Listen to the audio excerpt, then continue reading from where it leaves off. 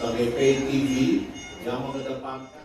Untuk mendapatkan siaran berkualitas daripada siaran TV analog, salah satunya adalah kualitas tayangan yang bersih, jernih, dan canggih. Kini masyarakat mulai ramai-ramai beralih ke TV digital, karena dari sisi kuantitas tayangan, siaran TV digital lebih beragam. Ada beberapa program dan stasiun yang hanya ada di siaran TV digital. Saat ini pemerintah mendorong acara-acara unggulan atau killer konten ditayangkan secara eksklusif di siaran TV digital.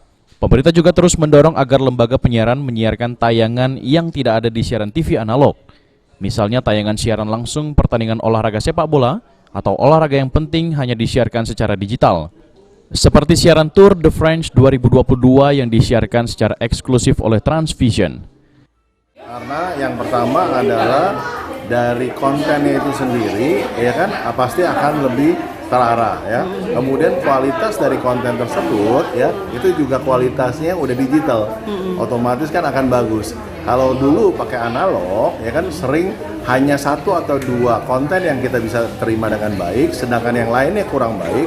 Tapi dengan sekarang teknologi digital, hampir semua receiver yang ada konten di daerah tersebut akan bisa diterima dengan baik, sehingga pelanggan atau customer akan bisa melihatnya dengan baik, seperti itu. Jadi gambarnya lebih bagus, Ya. lebih kualitas lebih bagus ya Pak? Ya. Tim Liputan PAL TV.